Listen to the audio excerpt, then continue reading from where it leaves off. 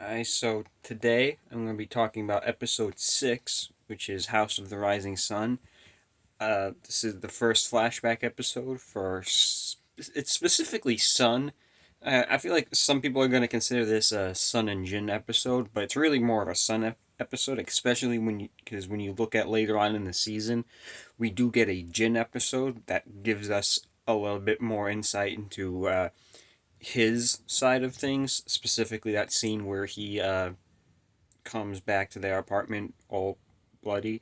Like in his flashback episode, we find out what that was about. We see these through his perspective. I think we see the conversation he has with her father as well when he asks to marry her or whatever. So this is specifically a son flashback episode. Um, One thing I noticed, which I thought was interesting, is that this is really like the first episode where it didn't kind of transition from the last episode.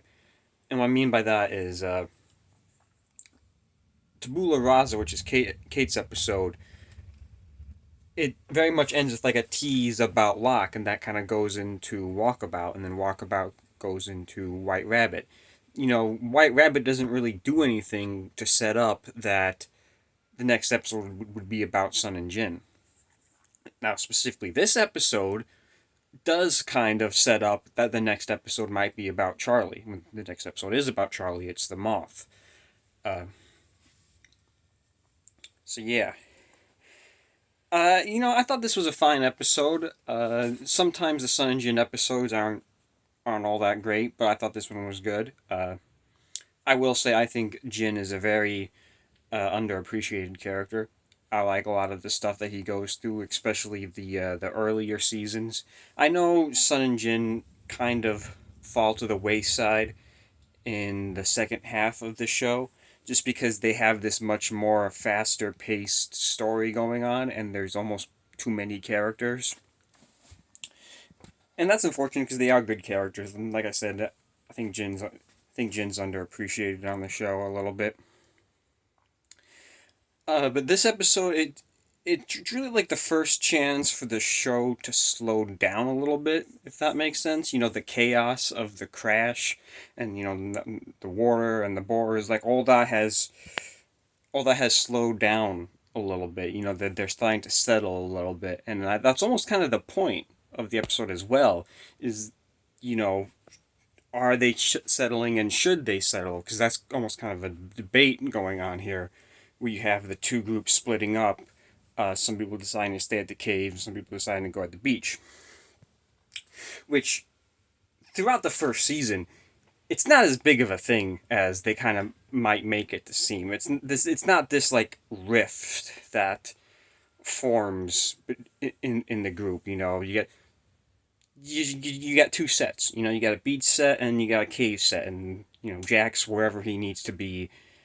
People go back and forth all the time, so it doesn't really matter in the long scheme of things. It's almost more kind of for the service of Kate and Sawyer, not Kate and Sawyer, Kate and Saeed.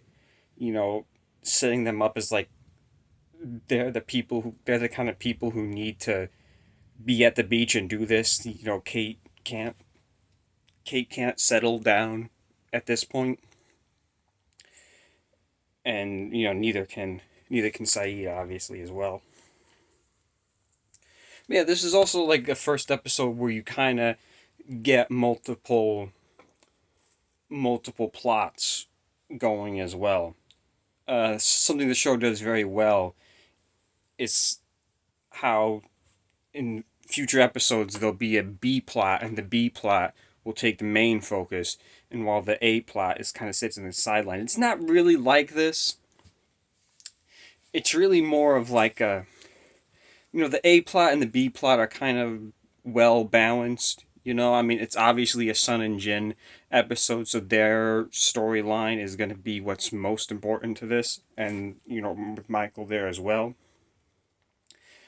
But the B plot, or well, I guess the Sun and Jin stuff is the B plot that takes the focus. The A plot would be the Jack and the Cave stuff, but that's not pushed to the side all that much. It's still very relevant to the episode. And I guess you get like a C plot line as well, which is Charlie and Locke, which uh, this is the beginning of that dynamic.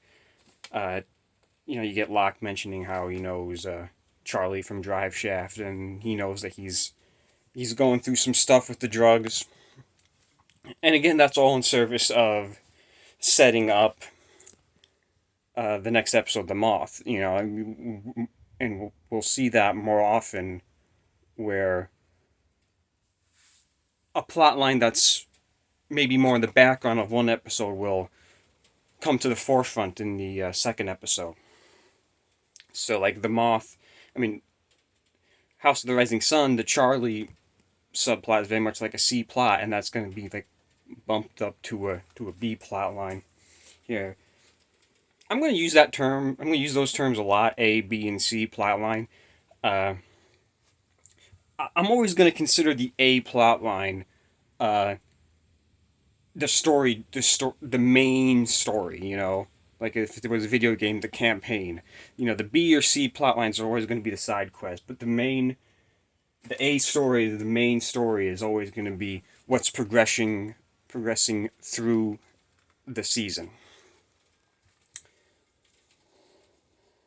But yeah,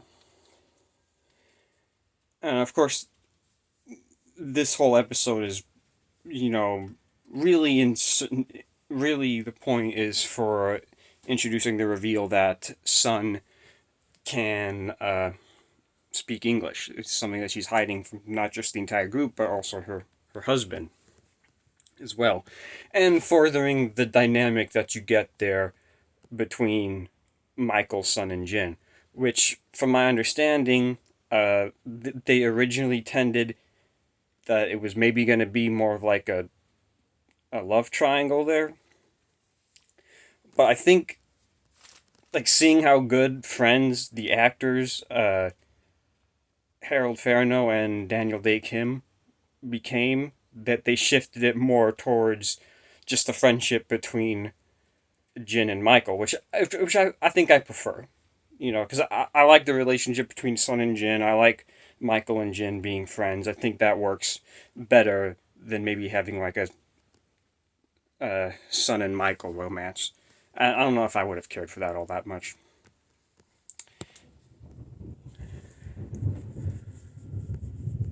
No Boone or Shannon in this episode, if I recall. I mean, they might have been in the background or something. But I guess this is like kind of our first instance of characters not appearing.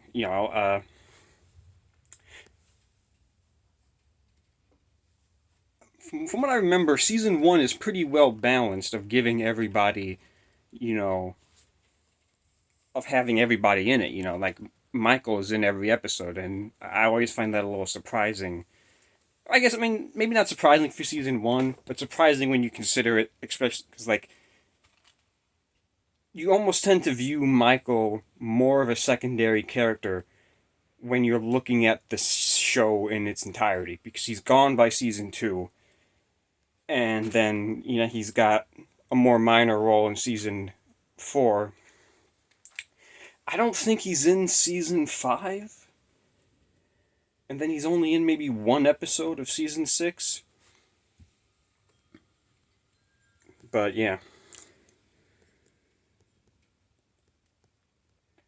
I'm just trying to think if there's anything else I wanted to mention.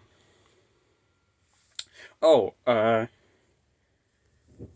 guess some housekeeping stuff here. Now, I am calling this 365 days of Lost, but there are 366 days in the year.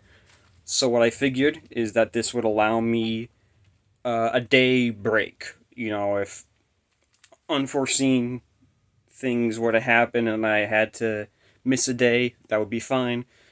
So I would still be on track to put 365 of these in 2024, which I am. I had to miss yesterday, which was a lot, which this happened a lot earlier than I had hoped. But, it's kind of unavoidable. But yeah. So next episode is gonna be the Moth, Charlie episode, and then I'll talk about that, and I'll see you guys next time.